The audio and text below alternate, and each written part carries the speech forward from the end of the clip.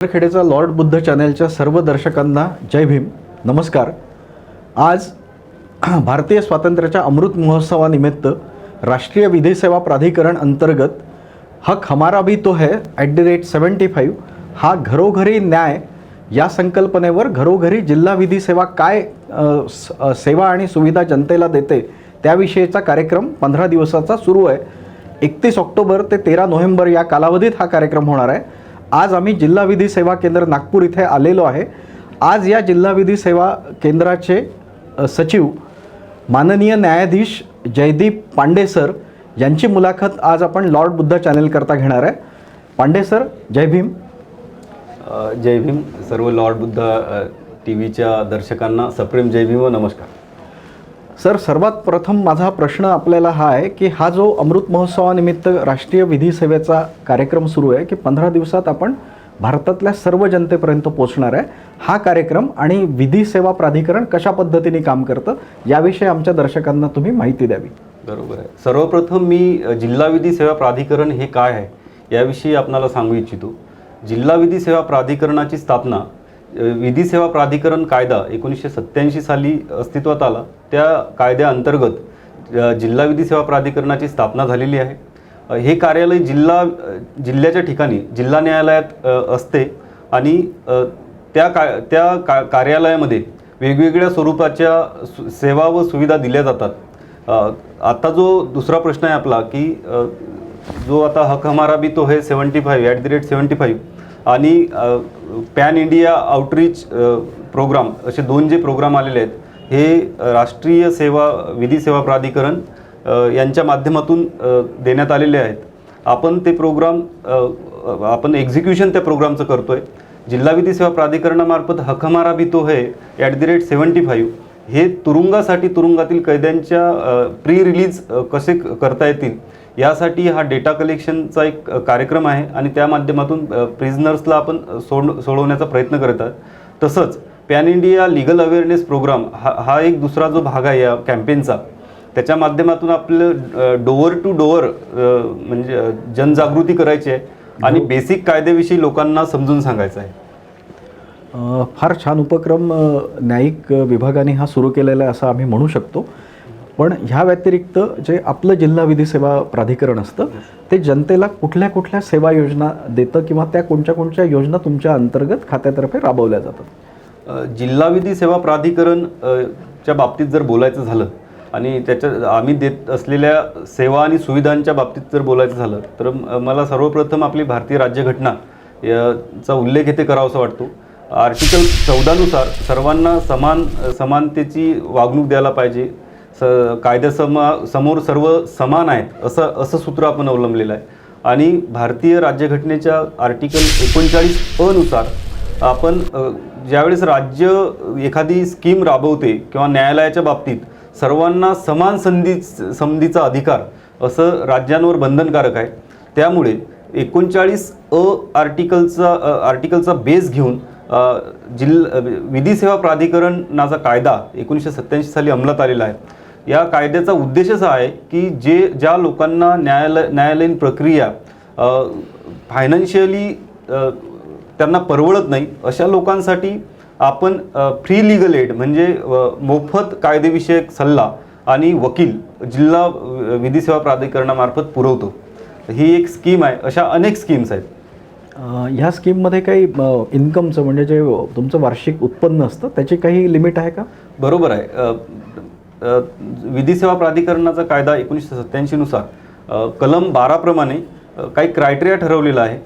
त्यानुसार जर व्यक्ती अनुसूचित जाती जमातीची असेल तर जर ती व्यक्ती महिला असेल किंवा बालक असेल तर बालक म्हणजे 18 वर्षाच्या आतील कोणीही पुरुष किंवा महिला. तसेच जर एखादं व्हिक्टीम असेल कुठल्या याची म्हणजे त्याच्यामध्ये आपण म्हणू शकतो नॅचरल कॅलॅमिटीची व्हिक्टीम असेल किंवा सोशल व्हायलन्सची एखादी व्हिक्टीम असेल अशा व्हिक्टीमसाठी. तसेच जर समजा एखादी व्यक्तीचं उत्पन्न 3 लाखाच्या आत आहे तर अशा कुठल्याही समाजाच्या कुठल्याही घटकातील व्यक्ती या योजनेचा लाभार्थी होऊ शकते. या योजनेमध्ये जर 3 लाखाच्या आत उत्पन्न असेल किंवा या कोणत्याही कॅटेगरी जे सांगितलेले आहेत मी याच्यापैकी एखाद्या कॅटेगरीमध्ये येत असेल तर त्या व्यक्तीला आपण मोफत विधी सल्ला आणि कायद्यात न्यायालयामध्ये जेवढ्या काही प्रोसिजर चालतात त्याच्यासाठी फ्री ऑफ कॉस्ट वकील प्रोव्हाइड करतो. ही मला वाटते अतिशय चांगली योजना आहे, लोकांपर्यंत पोहोचायलाच पाहिजे. तुमच्या माध्यमातून मी जनतेला आवाहन करतो की ज्यांचं उत्पन्न 3 लाखाच्या आत आहे किंवा जे SC/ST कॅटेगरीजमध्ये येतात त्यांनी तर या योजनेचा लाभ घ्यायलाच पाहिजे. म्हणजे आपल्या देशात साधारणतः 70% लोक असे असतील की त्यांची वार्षिक उत्पन्नाची लिमिट 3 लाखापेक्षा कमी असेल.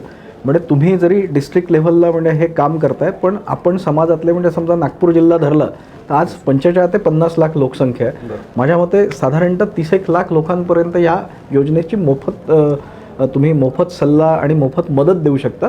यात फक्त एक उपप्रश्न असा होता की वकील देतो, आपण सगळं करतो, पण कोर्टात येणं म्हटलं तर कोर्ट फी स्टॅम्प, खूपशे डॉक्युमेंट्स बनवणे, यातही खूप भरपूर खर्च होतो. तर हा खर्च सुद्धा जिल्हा विधासेवा वहन करते का? अगदी म्हणजे अतिशय चांगला प्रश्न आहे की आपण कुठल्या प्रकारचा खर्च करतो. फक्त वकील देऊन सोडून देतो की फक्त सल्ला देतो आणि सोडून देतो असं नाही आहे. जिल्हा विधी सेवा प्राधिकरण जे आहे ते जर खरंच एखाद्या व्यक्तीची केस तशी असेल की ज्यामध्ये तुम्हाला तुमची कोर्ट फीज भरायला पाहिजे जिल्हा विधी सेवा प्राधिकरणाने, तर आपण ते कोर्ट फीजसुद्धा भरतो. किंवा कायद्यामध्ये प्रोव्हिजन आहे की जर एखाद्या व्यक्तीचं उत्पन्न खूपच कमी असेल तर त्याला ती केस कुठली कोर्ट फी न भरता न्यायालयात चालवता येते. जिल्हा विधी सेवा प्राधिकरण नागपूर आपल्या पॅनलवर जवळपास 100 वकील आहेत, 100 वकील आपल्या केसेस लढवतात. त्यामुळे आणि चांगले वकील आपल्याकडे आहेत जे की फ्री ऑफ कॉस्ट तुम्हाला सेवा देतात. याचा अर्थ असा नाही की ते मोफत सेवा देतात. याचा अर्थ असा आहे की जिल्हा विधी सेवा प्राधिकरण त्यांना आपल्याला मोफत सेवा देते, पण जिल्हा विधी सेवा प्राधिकरण त्यांना त्यांची फीज जिल्हा विधी सेवा प्राधिकरणामार्फत देते. म्हणजेच तुम्ही जे वकिलांची फी देणार होतात ते जिल्हा विधी सेवा प्राधिकरण त्या वकिलांना देते आणि तुम्हाला मोफत वकील देते. त्यामुळे जर तुम्ही न्यायालयात आलात आणि आमच्या कार्यालयात आलात आणि तुम्हाला जर वाटत असेल की तुम्हाला चांगली केस आहे लढवण्यासाठी किंवा एखाद्याने तुमच्या विरुद्ध केस टाकली आहे, म्हणजे सर मला असं सांगावंसं वाटते की फक्त केस दाखल करण्यासाठी आपण वकील प्रोव्हाइड करत नाही किंवा त्यांना सल्ला देत नाही, पण जर एखाद्या व्यक्तीच्या विरुद्ध केस दाखल असेल आणि त्याला ते डिफेंड करायची असेल तरीसुद्धा आपण त्याला विधी सेवा पुरवतो आणि त्याला वकील फ्री ऑफ कॉस्ट वकील देतो. फार छान. म्हणजे सरकार, आपण जेव्हा म्हणतो की हे वी द पीपल, आपलं सरकार आहे आणि आपण सरकार आहोत, तर जनतेच्या फायद्याकरता सरकार ही जे वेलफेअर स्टेट म्हणून काम करतं आहे, हा फारच सुंदर भाग तुम्ही आपल्या लोकांपर्यंत पोहोचवण्याचा प्रयत्न करताय. पहिले मी लॉर्ड बुद्ध चॅनलतर्फे तर तुमचं याच्याकरता अभिनंदन करतो. आणि पुढे आता जसं आम्ही खालून वर आलो तर खाली लोक अदालत म्हणून लिहिलेलं आहे की 12 नोव्हेंबरला लोक अदालत आहे. म्हणजे अदालत असून त्याच्यामागे लोक हा शब्द लागलेला आहे. आपण जनतेचं सरकार आहे आणि जनतेच्या पद्धतीने आहे. तर ह्या लोक अदालतीविषयी तुम्ही आम्हाला अशा पद्धतीने माहिती द्या की कित्येक खटले कितीतरी वर्ष रेंगाळत असतात, ते पेपरमध्ये नेहमी येतं. इतर ठिकाणी लोक बोलतात की बा कोर्टाच्या कामाला वेळ लागतो, पण माझ्या मते मला जी काय माहिती आहे, लोक अदालतीत तुमचे प्रश्न एकदम लवकर सुटू शकतात आणि त्यात कॉम्पेन्सेशनपासून बाकी सगळे मुद्दे पण निकाली काढतात. त्याच्याविषयी तुम्ही अशी माहिती द्या की 1-2 उदाहरणसुद्धा द्या की जे खटले रेंगाळत पडलेले ते कसे सुटले आणि लोक अदालत एक कशा पद्धतीने तुमच्या विधी सेवा अंतर्गत कार्य करत आहे. यासाठी थोडा मी वेळ घेईल. पहिली गोष्ट म्हणजे की लोक अदालतचं स्वरूप काय, लोक अदालत म्हणजे काय. बेसिकली याला पण बेस आहे आपला विधी सेवा प्राधिकरणाचा कायदा 1987. विधी सेवा प्राधिकरणाच्या कायद्याला बेस आहे कॉन्स्टिट्यूशन. म्हणजे जसं तुम्ही म्हटलं की लोकांसाठीच आपण सगळं करतोय, तर लोक अदालत म्हणजे मला सांगावंसं वाटेल की पूर्वी जे आपले भांडणं असायचे किंवा वाद असायचे, गाव पातळीवरील वाद आपण गावामध्ये सोडवायचो. आणि गावामध्ये कोण लोक सोडवायचे आपला वाद, तर गावातील रिस्पेक्टेबल जे असतील, आदरणीय वृंद असतील किंवा जे सिनियर लोक असतील गावातले, असे लोक आपला वाद सोडवायचे. आपण त्यांच्याकडे जायचो आणि ते वाद सोडून घ्यायचो. त्याला आपण गाव पंचायत थोडक्यात म्हणत होतो. त्याच टाईपचं, त्याच धर्तीवर इवन त्याच्यापेक्षा एक चांगलं उपक्रम किंवा चांगलं व्यासपीठ असं या माध्यमातून आहे. आणि या माध्यमातून लोक अदालत कशी होते, तर या लोक अदालतीची रचना कशी असते, तर यामध्ये एक न्यायाधीश, ते न्यायाधीश सर्व्हिंग असू शकतात किंवा रिटायर्ड असू शकतात, त्यासोबत एक वकील ज्यांची प्रॅक्टिस आहे आणि त्याचसोबत एक समाजसेवक असं या 3 जणांचं पॅनल आपण बसवतो लोक अदालतीमध्ये. आणि हे 3 जण तुमची केस पूर्ण ऐकून त्यामध्ये निर्णय म्हटल्यापेक्षा तुम्हाला प्रवृत्त करतात की तुम्ही ते सामंजस्याच्या माध्यमाने ते केस सोडवावी. आणि आपली जर तयारी असेल की ती केस मध्यस्थीच्या द्वारे किंवा आपल्या समजुतीद्वारे कॉम्प्रोमाइज करून मिटवायची असेल तर ते आपण त्या लोक अदालतीसमोर ठेवून ती लोक अदालतीसमोर त्याचा निपटारा करू शकतो. याचा फायदा असा आहे की वेळेची बचत, तुमच्या पैशाची बचत, तुम्हाला मानसिक ताण जो नेहमी तुम्हाला माहीतच आहे की न्यायालय असं म्हणतात की शहाण्याने न्यायालयाची पायरी चढू नये, तर तसंच आहे ते. तो पायरी चढू नये म्हणजेच आपण ते भांडण अतिशय एका दिवशी मिटवून त्याला संपू शकतो आणि आपण शहाणं होऊ शकतो असं त्या माध्यमातून आपण म्हणू शकतो. आणि लोकअदालतीचं जर झालं तर आता तुम्ही सांगितलेलंच आहे की 12 नोव्हेंबर रोजी पुढील लोकअदालत आहे. आपण वर्षातून जवळपास 4 किंवा 3 किंवा 4 वेळेस लोकअदालत घेतो. आणि लोकअदालत वर्षातून 4 वेळा आपण जिल्हा न्यायालयातच घेतो, तालुका लेवलला तालुका न्यायालयात ठेवतो आणि हायकोर्ट लेवलला माननीय उच्च न्यायालयामध्ये उच्च न्यायालय लोकअदालतीचे आयोजन करत असते. याच्यामध्ये जर आपण खटला ठेवला तर जर तुम्ही एखादी कोर्ट फी भरलेली असेल तर ते कोर्ट फी पूर्ण रिफंड होते तुम्हाला. म्हणजे जर समजा तुम्हाला 50,000 रुपये तुम्ही कोर्ट फी भरलेली असेल ते 50,000 रुपये तुम्हाला परत भेटतात आणि तुमच्या केसचा निकाल त्याच दिवशी लागतो. हे एक सगळ्यात महत्त्वाचं याच्यामध्ये आहे. दुसरी गोष्ट फक्त अशी आहे की कुठले मॅटर्स लोक अदालतीसमोर काढू शकतो आपण. तर सिव्हिल जे दावे असतात, दिवाणी स्वरूपाचे जेवढे दावे असतात, शेतीचा वाद असेल, तुमचं काही मनी ट्रान्झॅक्शन असेल त्याच्यामध्ये तो वाद असेल किंवा इतर काही वाद असतील तुमचे दिवाणी स्वरूपाचे, तर ते तुम्ही या माध्यमातून निकाली काढू शकता. क्रिमिनल केसच्या बाबतीत, फौजदारी खटल्याच्या बाबत जसं बोलायचं झालं तर चेक बाउन्सिंगच्या केसेस असतात, ज्याला धनादेश अनादर म्हणतो आपण. ह्या केसेस आपण या माध्यमातून निकाली काढू शकतो. आणि जे कॉम्प्रोमाइज करण्याजोगे काही गुन्हे आहेत, जसं की तुमचं 323 एखाद्याला मारहाण केली पण ती मारहाण सौम्य प्रकारची आहे असा गुन्हा असेल किंवा चोरीचा गुन्हा असेल, जर कंप्लेनंटला वाटलं, ज्याच्या घरी चोरी झाली त्याला वाटलं किंवा ज्या व्यक्तीच्या विरुद्ध गुन्हा घडलेला आहे त्याला वाटलं की हा कॉम्प्रोमाइज करण्याजोगा गुन्हा आहे, तर तो कॉम्प्रोमाइज करू शकतो. म्हणजे कंपाऊंडेबल ऑफेन्स आणि दिवाणी प्रकारचे दावे तसेच कौटुंबिक जेवढे खटले आहेत ते खटले आपण या माध्यमातून निकाली काढतो. तुमच्या समोर जे कॅलेंडर ठेवलेलं आहे, तुमचं जे जिल्हा विधी सेवेचं कॅलेंडर आहे, त्याच्यावर लिहिलेलं आहे की मार्ग लोक न्यायालयाचा विसंवादातून सुसंवादाचा. म्हणजे समाजात कदाचित आज आपण 75 वर्षाचं स्वातंत्र्य मिळालं, सुबत्ता आली आहे, पण कदाचित आपण विसंवादाकडे जातोय. तो विसंवादाचा तुम्ही न्यायालय म्हणून सुसंवादाकडे वाटचाल करण्याचं समाजाचं ते एक उत्तम पद्धतीचं कार्य करताय. ह्या अनुषंगाने एक असा प्रश्न आला की आता तुम्ही फायनान्शियल याचं सांगितलं की ते प्रश्न सोडवले जातात, पण आम्ही असं ऐकलेलं आहे की तुमच्या न्यायालयामार्फत एक मनोधैर्य म्हणून योजना आहे की ज्याच्यातनं जे पीडित लोक असतात, जे पीडित व्हिक्टिम्स असतात, म्हणजे लैंगिक अत्याचाराचे कोणी नॅचरल कॅलॅमिटीने हे झालेले आहेत, त्या लोकांना पण तुम्ही काही फायनान्शियल सपोर्ट आणि हे जे नुकसान भरपाई आहे ते देता. ते नुकसान भरपाई देण्याचं कार्य कसं होतं आणि ते काय पद्धतीची योजना आहे त्याच्याविषयी आमच्या दर्शकांना सांगावं. खूपच चांगला प्रश्न आहे सर. खरं म्हणजे मनोधैर्य स्कीम आपल्याकडे आहे, मनोधैर्य योजना म्हणतो आपण. या योजनेची सुरुवात आपण 2013 साली केलेली आहे. 2013 ते 2017 या कालावधीमध्ये ही स्कीम महिला व बाल विकास मंत्रालयाकडे होती, त्या विभागाकडे होती. त्यानंतर 2017 साली ती योजना जिल्हा विधी सेवा प्राधिकरणामार्फत चालवल्या जात आहे. प्रमुख जिल्हा व सत्र न्यायाधीश म्हणजेच आपले चेअरपर्सन असतात जिल्हा विधी सेवा प्राधिकरणाचे, ते त्या बोर्डाचे चेअरपर्सन असतात. त्याचसोबत सेक्रेटरी जिल्हा विधी सेवा प्राधिकरणाचे सचिव हे त्याचे सचिव असतात. त्यामध्ये SP कमिशनर ऑफ पोलीस आणि जे जिल्हा रुग्णालय असेल त्या जिल्हा रुग्णालयाचे मेडिकल ऑफिसर असे मेंबर्स असतात. आणि ही कमिटी बनते.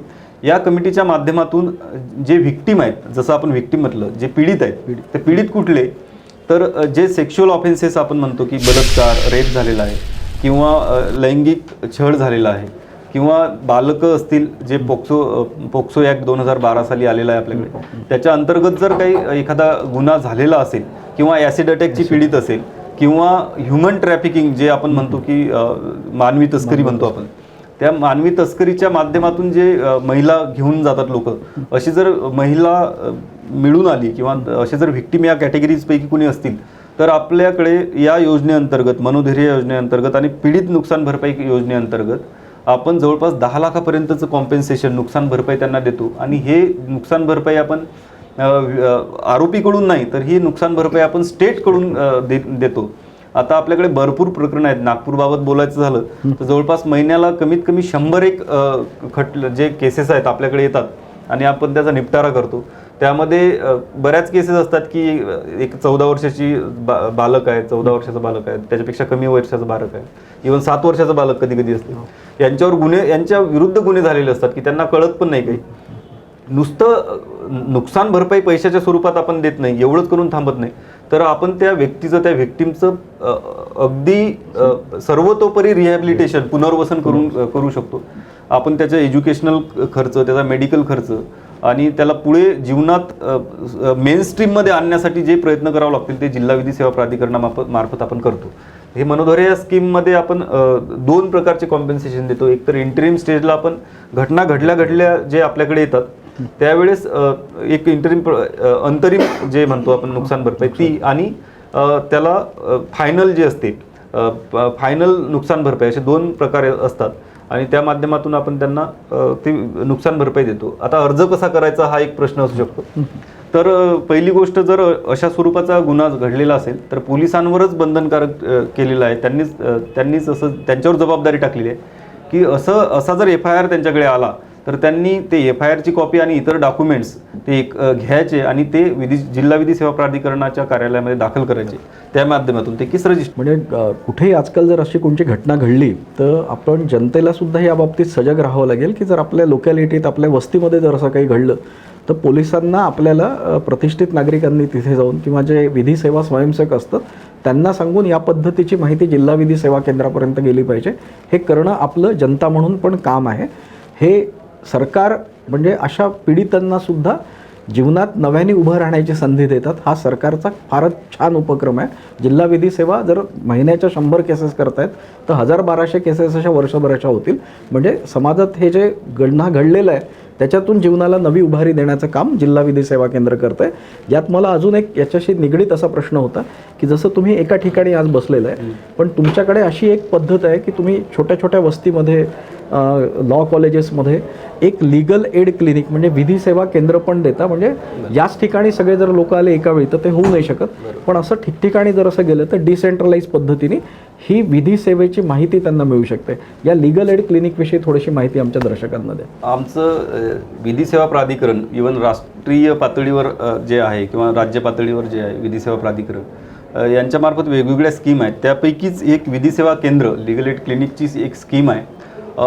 तुम्ही आता हे बघता इथे ॲक्सेस टू जस्टिस, न्याय सबके लिए. म्हणजे न्याय हा सर्वांसाठीच आहे. आणि पुढे तुम्ही एकदा इंट्रोडक्शनमध्ये सांगितलेलं आहे की घरोघरी न्याय आपल्या दारी जे आहे, घरोघरी न्याय. तर हे ब्रीदवाक्य आहे आपलं की न्याय आपल्या दारी. तुम्ही आमच्यापर्यंत पोहोचू शकत नसाल तर आम्ही तुमच्यापर्यंत येतो. हे एक ब्रीदवाक्य घेऊनच जिल्हा विधी सेवा प्राधिकरण काम करते. आणि त्या माध्यमातून जर प्रत्येक वेळी तुम्हाला आमच्याकडे येणं शक्य नाही किंवा आम्हाला तुमच्याकडे येणं शक्य नसेल तर आपण एक मध्यम मार्ग असा काढलेला आहे की आपण जर रिक्वायरमेंट असेल एखाद्या ठिकाणी तर आपण लीगल एड क्लिनिक म्हणजे विधी सेवा प्राधिकरण, विधी सेवा केंद्र एक ओपन करतो आपण एखाद्या स्लममध्ये म्हणा, कॉलेजेसमध्ये म्हणा, किंवा एखाद्या जिथे आपल्याला गरजेचं वाटलं. प्रत्येक पोलीस स्टेशनला आपलं एक जिल्हा विधी सेवा प्राधिकरण आहे, जिल्हा विधी सेवा केंद्र आहे आणि विधी सेवा केंद्र लीगल एड क्लिनिक आहे. प्रत्येक पोलीस स्टेशनला आपण गेलात तर बऱ्यापैकी तुम्हाला एक तिथे आमचा PLV विधी स्वयंसेवक जो असतो तो तिथे बसलेला असतो. आम्ही वकिलांच्या सुद्धा तिथे ड्युटी लावतो. आपण त्या ठिकाणी जाऊन तो सल्ला घेऊ शकता. म्हणजे केवळ न्यायालयातच जाऊन तुम्हाला न्याय भेटतो असं नाही, तर तुमचे काही छोटे मोठे प्रॉब्लेम्स जे असतात जे की तुम्हाला न्यायालयात कधी कधी जावं पण लागत नाहीत आणि ते फक्त सल्ल्याने सुटू शकतात, तर तुम्ही जाऊन त्या लीगल एड क्लिनिकमध्ये तिथे हिरिरीने तुम्ही जा आणि तुम्ही याचा फायदा घ्या. तुम्हाला तिथे सुद्धा सल्ला भेटू शकतो. तुम्हाला वाटत असेल की पोलीस स्टेशनला जाऊन आपलं कुणी ऐकत नाही तर किंवा पोलीस तुमची तक्रार घेत नाहीत. बरेच वेळा असं होते की पोलिसांचं आणि सामान्य जनतेचं कम्युनिकेशन नसल्यामुळे एखाद्या वेळेस असं होऊ शकते की तुम्हाला वाटत असेल की ते कंप्लेंट का घेत नाहीत. म्हणून आपण त्यांच्यामध्ये दुवा साधण्यासाठी म्हणजे सामान्य जनतेत आणि पोलिसांमध्ये दुवा साधण्यासाठी आणि तिथे नियंत्रण ठेवण्यासाठी एक लीगल एड क्लिनिक प्रत्येक पोलीस स्टेशनमध्ये ओपन केलेलं आहे. आणि त्या माध्यमातून जर तुम्हाला FIR द्यायची आहे आणि त्यासाठी तुम्हाला सल्ला पाहिजे असेल किंवा तिथे काही मदत पाहिजे असेल पोलीस स्टेशनला, तर तुम्ही ते लीगल एड क्लिनिकला जा, त्यांना तुमची केस सांगा आणि ते तुम्हाला FIR देण्यासाठी मदत करू शकतात. म्हणजे एवढी चांगली स्कीम. जर समजा अडाणी व्यक्ती आहे आणि त्यांना कळतच नाही पुढे काय करायचं, तर ते तिथेच तुम्हाला त्या ठिकाणी एक विधिज्ञ भेटू शकतो, एक ॲडव्होकेट भेटू शकतो किंवा एक आमचा जे विधी स्वयंसेवक असतो तो तिथे बसलेला असतो. असे प्रत्येक ठिकाणी, बऱ्याच ठिकाणी आपले विधी सेवा केंद्र आपण स्थापन केलेले आहेत आणि आपण आता बऱ्यापैकी पुढे प्रत्येक स्लममध्ये एक विधी सेवा केंद्र चालू करण्याचा नागपूरमध्ये आमचा विचार आहे.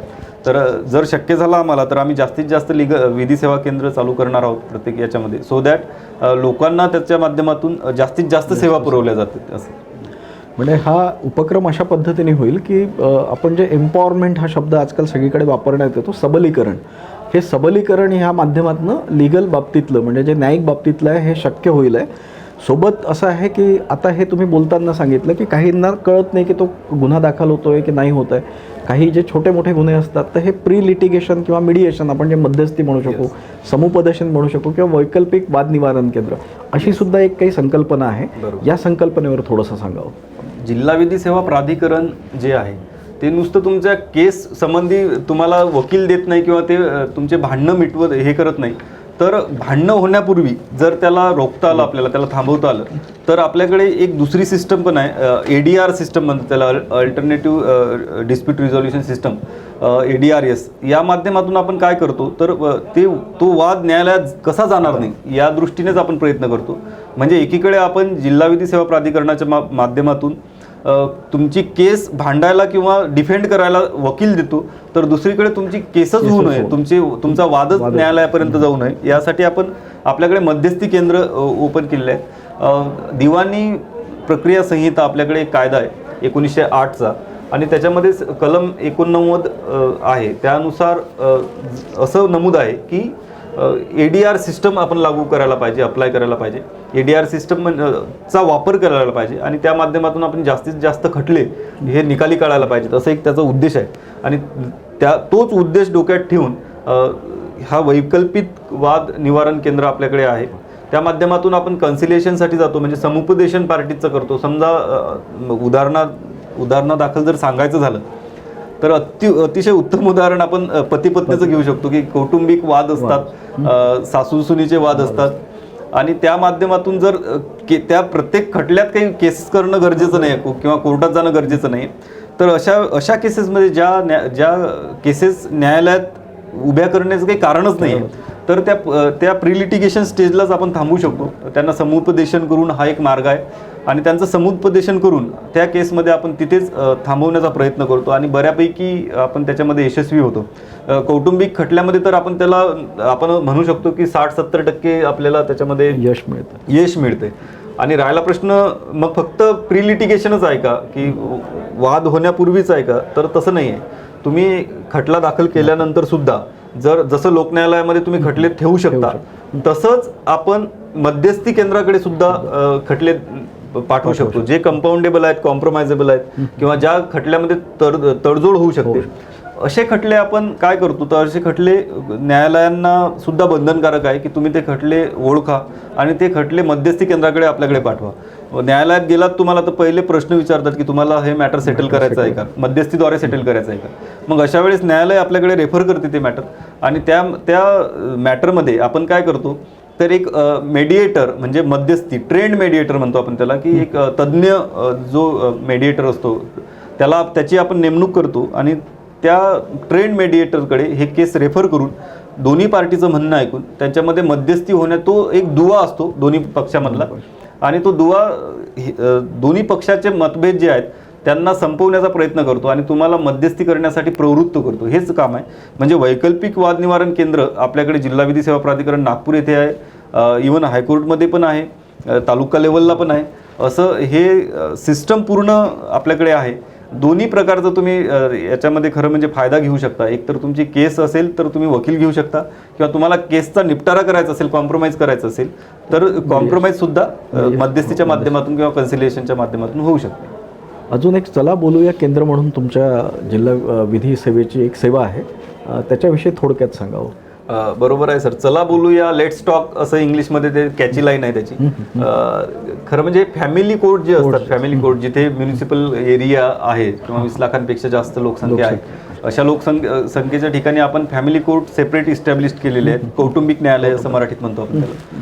तर या कौटुंबिक न्यायालयामध्ये आपण खटले होण्यापूर्वी किंवा म्हणजे पती पत्नीचे भांडणं होण्यापूर्वी any dispute relating to marriage असं त्याचं आहे की कौटुंबिक न्यायालय कुठले प्रकरणं हाताळते, तर कुटुंबाच्या संदर्भातील कुठलेही खटले असतील तर ते त्या एरियातले, पर्टिक्युलर एरियातले कौटुंबिक न्यायालयात जातात.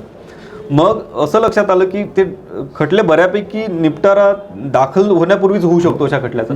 म्हणून आपण लेट्स टॉक हा चला बोलूया हा एक उपक्रम चालू केला. त्या लेट्स टॉकमध्ये आपण काय केलं तर एक काउन्सिलर म्हणजे जे समुपदेशक आहेत, जे की एक सायकोलॉजिस्ट असतात, त्यांची ते दोन्ही पक्षांचं म्हणणं ऐकून घेतात, त्यांची मानसिक स्थिती समजून घेऊ शकतात. तसंच एक कायदेतज्ञ असतो तिथे आणि आमचं एक विधी स्वयंसेवक अशी एक पॅनल आहे आणि त्या माध्यमातून आपण त्यांचे म्हणणं ऐकून समुपदेशन करून म्हणजे पार्टीजना किंवा पती पत्नींना बोलायला प्रवृत्त करतो. लेट्स टॉक म्हणजे बोलून जर वाद मिटत असतील तर चला बोलूया हे एक टॅगलाईन आहे आणि बोलल्याने तो वाद मिटूया असंच आहे. तर असे काही वाद असतील तुमच्यात पती पत्नीमध्ये आपण जे बघताय आता सध्या, तर जर शक्य झालं तर ते वाद चला बोलूया या सदराखालीच घेऊन तुम्ही मिटवून टाका अशी मी आपणाला सर्वांना विनंती करतो आणि आवाहन करतो. सर, हे आव्हान अगदी योग्य आहे, कारण आता आपण डिजिटल भारत झाला म्हणतो, सगळेजण मोबाईलवर असतात, पण कदाचित जे माणसांशी संवाद साधायचा आहे तो थोडा कमी झाल्यासारखा वाटतो. हा सुंदर उपक्रम आहे. या व्यतिरिक्त जर काही अजून योजना असेल तर त्याच्याविषयी एक थोडक्यात ब्रीफ करावं. आपण जिल्हा विधी सेवा प्राधिकरण आता एक असं झालेलं आहे, आपल्याकडे खूप साऱ्या योजना आहेत. खरं म्हणजे टोटल 12 योजना आपल्याकडे आहेत. जसं की हे मी तुम्हाला सांगितलं की लिगल एड क्लिनिकचं एखादी स्कीम आहे किंवा फ्री वकील देण्याची एखादी स्कीम आहे. तसंच आपण अपंग व्यक्ती असतील त्यांच्यासाठी एक स्कीम आहे. कामगार व्यक्ती असतील जे औद्योगिक कामगार आहेत, वर्कमॅन, त्यांच्यासाठी स्कीम्स आहेत वेगवेगळ्या. त्यांचं प्रोटेक्शन कसं होईल. अल्टिमेटली आपला बेसच आहे की कॉन्स्टिट्यूशनच्या आधारावर सर्व कायद्यासमोर सर्व समान आणि सर्वांना समान न्यायाची संधी जे तत्व आहे ते आपण पाळतो आणि त्या माध्यमातूनच हे जे विकर सेक्शन ऑफ सोसायटी म्हणतो आपण खरं म्हणजे, किंवा मायनॉरिटीज ऑफ द सोसायटी म्हणतो, किंवा एक अनुसूचित जाती जमाती, ह्या ज्या घटक आहेत सगळे आपण जे आर्टिकल 15-16 मध्ये म्हणतोय की स्पेशल क्लास, त्या सगळ्या घटकांसाठी वेगवेगळ्या स्कीम्स आहेत. जसं की मेंटल जे चॅलेंज पर्सन्स असतात त्यांना हे असते तर त्यांच्यासाठी वेगळी स्कीम आहे. ट्रायबल एरियाज आहेत तिथे त्यांच्यासाठी वेगवेगळ्या स्कीम्स आहेत. अशा टोटल 12 स्कीम्स आपण राबवतो आणि ते वेगवेगळ्या उपक्रमाच्या माध्यमातून आपण राबवत असतो. असं आहे ते. लोक अदालत म्हणजे आपल्या जिल्हा विधी सेवा प्राधिकरणाच्या अखत्यारीत ह्या सगळ्या स्कीम्स आहेत. ह्या व्यतिरिक्त एक असा प्रश्न होता की जसं याच्यात लिहिलेलं आहे की बा स्त्री, बालकं, इव्हन जे भिकारीसुद्धा रस्त्यावर दिसतात किंवा जे ट्रान्सजेंडर्स आहेत त्यांच्याकरता योजना आहेत. पण आज नागपूर शहरात जर आपण चौकात गेलो तर तिथे ठिकठिकाणी आपल्याला भिकारी कारचं काच ठोठावून किंवा बाईकवाल्यांना पैसे मागताना दिसतात. आजकाल काही त्या जे ट्रान्सजेंडर आहेत त्यांच्या पण टोळ्यात दिसतात. तर तुम्ही ॲज अ जिल्हा विधी सेवा केंद्र म्हणून असं काही सुमो मोठो ॲक्शन याच्यावर घेऊ शकता का, किंवा तुम्ही ते डायरेक्ट करू शकता की पोलीस प्रशासनाला की ते असं दिसलं नाही पाहिजे, असं झालं नाही पाहिजे. जिल्हा विधी सेवा प्राधिकरण म्हणून आता खरं म्हणजे 2 प्रश्न आहेत. पहिला प्रश्न आहे की सुमोटो म्हणजे स्वतःहून तुम्ही काही ऍक्शन घेऊ शकता किंवा पुढे येऊन त्यांच्या विरुद्ध गुन्हे दाखल करणं असं करू शकता. या प्रश्नाचं उत्तर देताना मला असं वाटतं की फौजदारी कायदा जे आहे त्याचं एक बेसिक तत्व आहे की anybody can set criminal law in motion. म्हणजे हा एक बेसिक आहे. कोणी पण जाऊन क्राईम रजिस्टर करू शकतो पोलीस स्टेशनला म्हणा किंवा इकडं. या आधारावर जिल्हा विधी सेवा प्राधिकरण निश्चित स्वतःहून काहीतरी करू शकते आणि कोर्टात सुद्धा केसेस दाखल करू शकते, त्याच्याबद्दल डाऊटच नाही. पण एकटं जिल्हा विधी सेवा प्राधिकरण कुठे कुठे पोहोचणार हा एक प्रश्न मोठा असतो. त्याच्यामुळे प्रत्येक ठिकाणी जिल्हा विधी सेवा प्राधिकरण पोहोचणार की नाही याची तेवढी खात्री नाही. परंतु जर अशा केसेस आपल्याकडे आल्यात किंवा कोणी घेऊन आलं त्याला, तर आपण निश्चितच त्यांना एक मार्गदर्शन आणि मोफत सल्ला, मोफत कायदेशीर सर्व बाबी त्याला प्रोव्हाइड करू शकतो. सेकंड प्रश्न असा आहे, दुसरा प्रश्न की तुम्ही डायरेक्ट करू शकता का पोलिसांना. जिल्हा विधी सेवा प्राधिकरण म्हणून एक निश्चितच मला असं वाटतं की आपण कन्सर्न अथॉरिटीला डायरेक्ट करू शकतो की तुम्ही ॲज पर लॉ जो कायदेशीर तुम्ही ॲक्शन घ्यायला पाहिजे असं जिल्हा विधी सेवा प्राधिकरणामार्फत आपण करू शकतो, त्याच्यात डाऊटच नाही. आता आपण जी मुलाखत ऐकली, सरांनी आपल्या सगळ्या प्रश्नांची उत्तरं दिले. मात्र ह्यात एक असं जाणवलं की ह्यांच्या 12 वेगळ्या वेगळ्या योजना आहेत. जर आपण 12 महिन्याचं कॅलेंडर धरलं तर त्या 12 वेगळ्या वेगळ्या विभागवार वेगळ्या वेगळ्या व्यक्तींकरता अशा योजना आहेत. आपण लॉर्ड बुद्ध चॅनलतर्फे सरांना मी विनंती करतो की आपण अशा सगळ्या मुद्द्यावर, म्हणजे एक मुद्दा आणि त्याच्यावर जर तुम्ही आम्हाला असं सांगितलं तर हे आपल्या सगळ्या दर्शकांपर्यंत हे पोहोचू शकेल. आम्ही हा फ्युचरमध्ये हा असा प्रोग्राम करायचा प्रयत्न करू. आज मला असं हे जाणवतं हे सगळं ऐकल्यानंतर की ज्या डॉक्टर बाबासाहेब आंबेडकरांनी आपल्या कॉन्स्टिट्यूशनकरता ही जी सगळी माहिती आणि हे जे सगळं करवून आणलं, जी अमूर्त कल्पना आहे, स्वातंत्र्य एका पद्धतीने अमूर्त कल्पना आहे, समानता आपल्या देशात, आपला देश इतका हेट्रोजेनियस पसरलेला वेगळ्या वेगळ्या देश आहे, रूढी परंपरेने बांधलेला देश होता, पण कदाचित न्यायालय किंवा न्याय व्यवस्था हा देश एक सूत्रात बांधायचा एक प्रयत्न करतोय. आपले जे सगळे नॅशनल हिरोज होते, आपले जे सगळे राष्ट्र निर्माण करते नेते होते, त्यांच्या स्वप्नातला भारत 75 वर्षानंतर का होईना येत्या काही वर्षात आपण पूर्णपणे साकार करू, असं आज आपण जयदीप पांडे सरांची मुलाखत घेतल्यानंतर, माननीय न्यायाधीश सेक्रेटरी सचिव जिल्हा विधी सेवा प्राधिकरण यांची मुलाखत घेतल्यानंतर मला असं ते जाणवतं आहे. मी सर्व लॉर्ड बुद्धा चॅनेलच्या दर्शकांतर्फे त्यांचे आभार मानतो आणि जय भीम म्हणतो आणि हा कार्यक्रम संपवतो. जय भीम. जय भीम. नमस्कार. आप देख रहे हैं लॉर्ड बुद्धा टीवी.